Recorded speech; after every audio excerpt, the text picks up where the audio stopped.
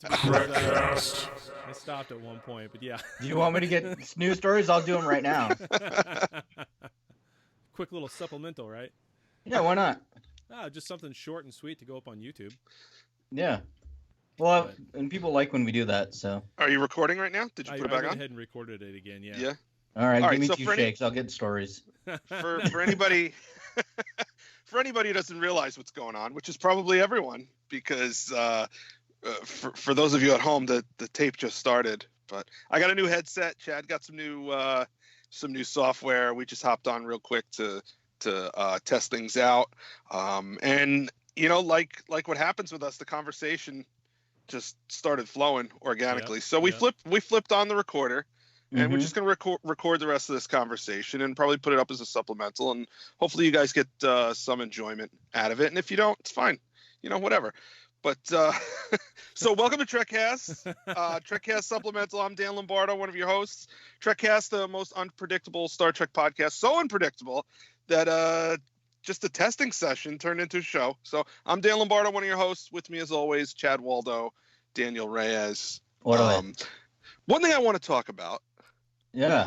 I'm in the middle of my Deep Space Nine rewatch, which I've probably watched this series straight through 6 times at this point in my life. Oh yeah, at least. Yeah. Maybe more. And Chad, we were just talking, and you said that you're in season 6 right Yep. now Yep. of your rewatch. I think I'm in 5. Which season is the switch over from the original uniforms to the First Contact uniforms? Is that season 5? Or is it that probably is 5? It seems like it was 5. I don't think it Okay. was 4. When they So got the that's where gray I am. tops and all that. Yeah. Yeah. I like those So uniforms. Yeah, me too. They're my favorite. My question on your rewatch: are you picking up things that you didn't pick up the previous 5 times? Oh, I always do. Yeah. So something jumped out at me. If you remember when Worf and Garrick get captured by the Dominion and they're in the prison camp. Yep. And they meet Martok for the first time, because the first time Worf meets Martok, he's not actually Martok. He's a changeling impersonating Martok. Right. You recall that? Okay. I do recall that. Yeah. Mm-hmm. Okay. And then later on, another prisoner comes out of solitary, and it's Bashir, and he's wearing the old Deep Space Nine uniform, which means up to that point, every time we've seen Bashir in the gray-topped uniform, it's not Bashir. It's a changeling. Right. Right? Okay. Has been for like a month or 2. Yeah. Mm-hmm. So, and remembering that from the past as I'm doing my rewatch, every time that Bashir with the gray top interacts with anyone. That sounds like a car. Yeah. It's a Bashir with the gray top. Yeah, it's a Bashir. Did you get the 4.9 liter or the 6.1? Yeah, But anyway, exactly. So, having seen the show before, I took special care to pay attention to his interactions with people and try and see, is this something that they kind of winged it, or did they know all along? And one thing that stuck out for me, you remember how Odo lost his shape-shifting ability for like half a season? He was an actual solid. Yep. Okay. Seems like it was longer than that, but yeah. Yeah. And then Quark buys a baby changeling on the black market, sells it to Odo. Odo's trying to raise it. In the end, it ends up dying, but it merges with him and gives him his shape-shifting ability back. Right. You recall that? I do. Okay. That entire episode, Bashir is helping him care for this changeling, but it's not Bashir. It's a changeling. It's a changeling impersonating Yep. Bashir. And I couldn't help but wonder this time around, did changeling Bashir kill the baby changeling, or manipulate it somehow, or cause it to merge with Odo, or It sure feels like after after this rewatch that they winged it. That you think so? They didn't plan that ahead, and that during that episode, Bashir is acting like Bashir. Yeah. He's not acting like it's only when you see Bashir in the Jem'Hadar prison camp, and then you know that Bashir is a changeling over on Deep Space Nine, that you see him actually acting a little out of character. Yeah, well, they have to play it a little different now that now that the cat's out of the bag. Right. Well, they didn't have to. They could have had Bashir on the station still acting like normal Bashir, and that would have been probably better than all of a sudden having him act a little odd. Because he'd been acting like Bashir up until that point, and that kind of belays the whole thought that maybe they winged that a little bit.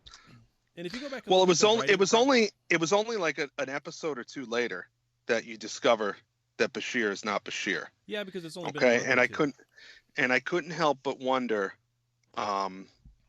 if this baby changeling starts growing up, as soon as it makes contact, like physical contact, with changeling Bashir, wouldn't they sense each other? Wouldn't they know?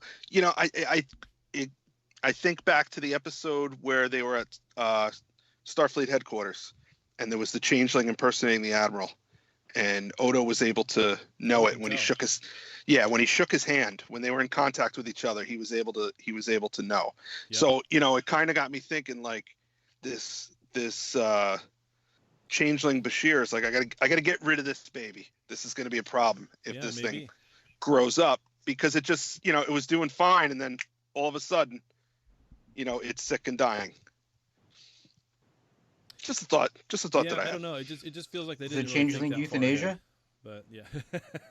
What's that? Changeling euthanasia? Yeah, something like that. Yeah.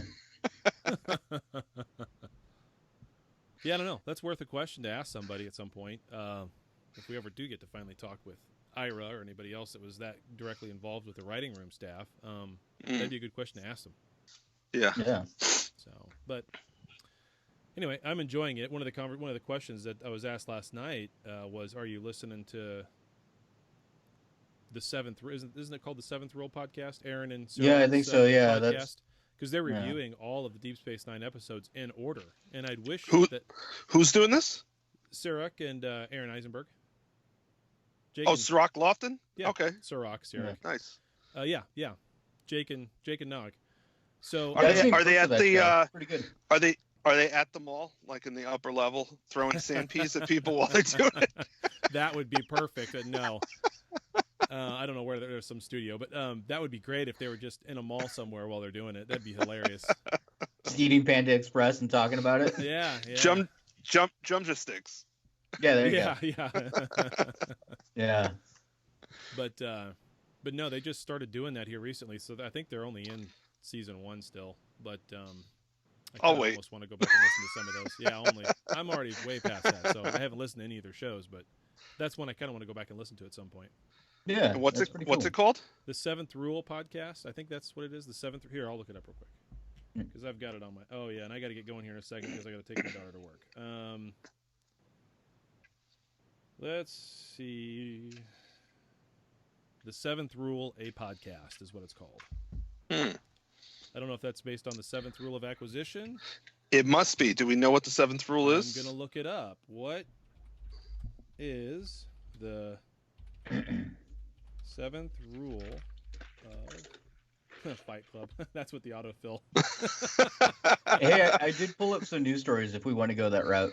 I don't have time. I got to get going. Okay. That's fine.